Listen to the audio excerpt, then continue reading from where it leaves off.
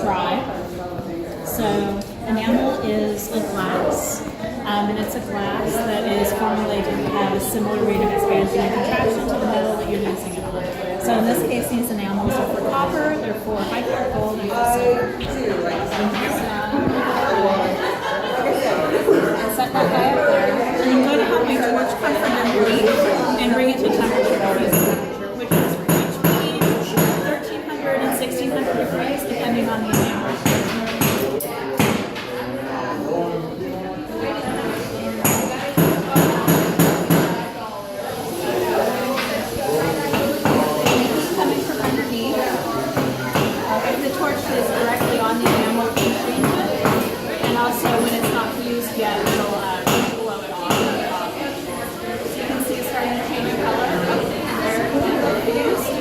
Oh, look at that. Oh, wow.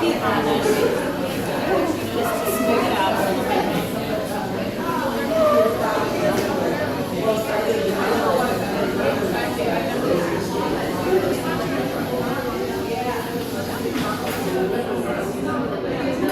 This is a pretty little piece, so it doesn't take very long to come up to temp. Let it sit for just about 10 seconds or so. I need the surface to solidify enough that I can pick it up without, with tweezers, mind you. Without it getting too dense. So it's still hot. It'll change color as it cools down a little bit, but it is sort of a warm gray. Now, will the tweezer mark stain it?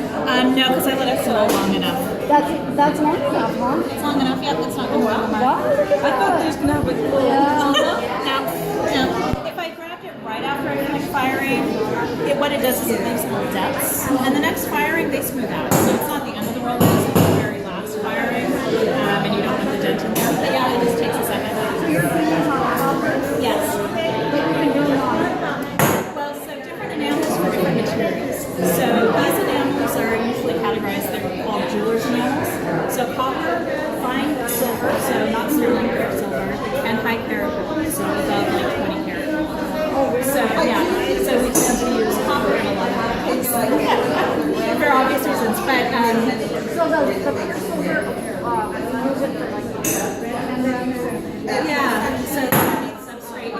So your metal is depending on a couple of things. Cost, unfortunately, are really hard.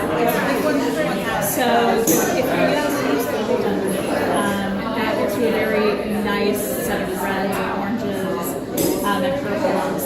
And then you always have a really good body. If you're working with silver, that appears pretty white. So any of the enamels you put on top of that have a pretty good contrast. And so enamels are gorgeous on it as well. So it's a combination of what does it look like, and then what is, I wouldn't have a solid body. But you both.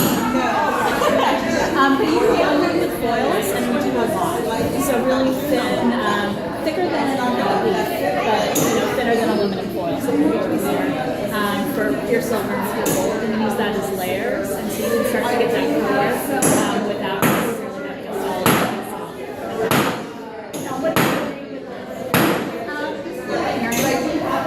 So that's the back. And this is a really simple thing. The front has a texture on it. I'm going to go ahead and throw this in the pickle, which is a mild acid. It'll clean this oxide off and return it back to the pickle. This is what it looked like before. some people like oxide, right? Oh, sure. Oxide's not bad. No, because I got a bracelet.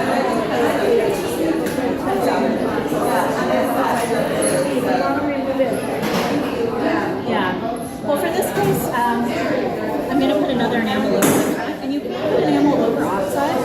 But what happens, and this can be beautiful, is that for copper oxide, it kind of turns sort of opaque, shimmery purple kind of thing going on. Like the oxide becomes part of the enamel and really changes the color and how it looks. So people choose to do that all the time, but it is something to think about when you're working. So for what I had in mind for these, I wasn't going to do that.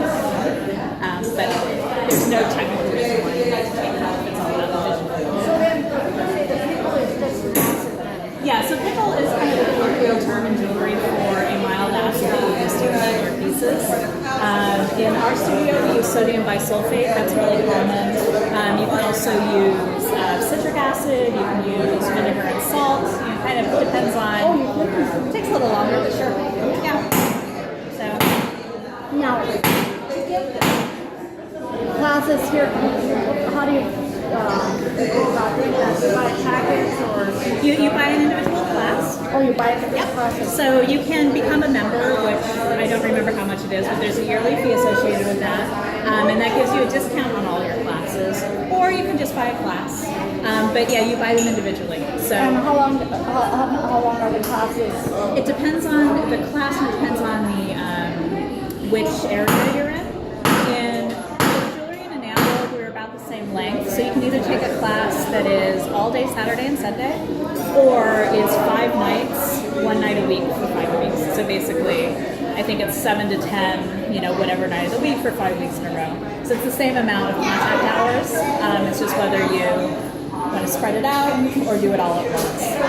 Because I saw something on Groupon, they were, I think your classes was $325 and they were offering them for $250 or something. So I didn't know if that was a good deal or how that worked.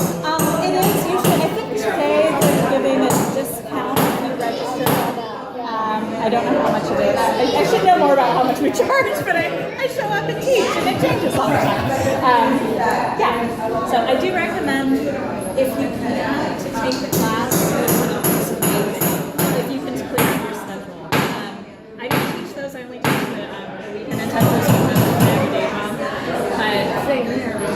But people's brains will learn better if it's done, like 3 or 4 hours at a time. You sleep, you take, you hold it much better. You said they're like from 7 to 10?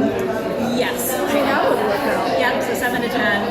And then the days of the week move around all the time so that they work for different people. Okay, now can you work in silver? Yes, so if you take Intro 1, you're working in silver. Have you taken a silver class before? Oh yeah, long, like 1,000 years ago. Okay. So what we do in Intro 1 is the first day is really about how do non-ferrous metals work. So we talk about annealing and cutting metal and texturing metal, and we teach how to solder. And then day 2, and we're doing all of that usually with just copper and brass. Day 2, we give you a nice chunk of silver and you make a ring using all of the techniques that you learned in day 1. Plus, we also teach polishing. So you end up at the end of the day, or at the end of your weekend or the end of class with a solid silver ring. And we have some samples here I can show you.